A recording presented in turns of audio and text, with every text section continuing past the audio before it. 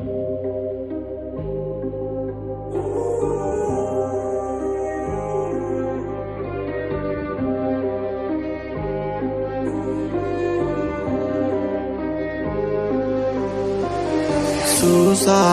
herkes susar, her yer kural. Yıkın duvarları, uğra, yanıma uğra. Bir yazı tura, bükelim tüm kolları.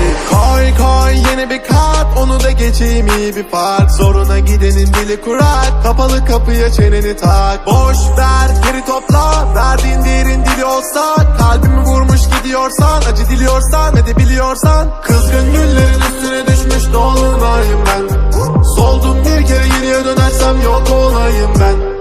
Koştum firara, beni ölmezsem yine ara. Kara kış gibiyim sobalara, bizi doldursun odalara. Kızgın güllerin üstüne düşmüş dolunayım ben. Soldum bir kere geriye dönersem yok olayım ben.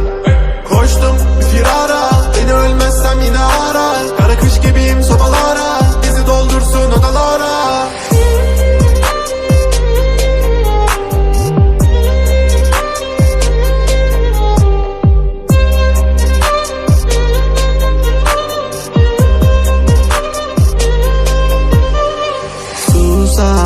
Herkes susar, her yer kural.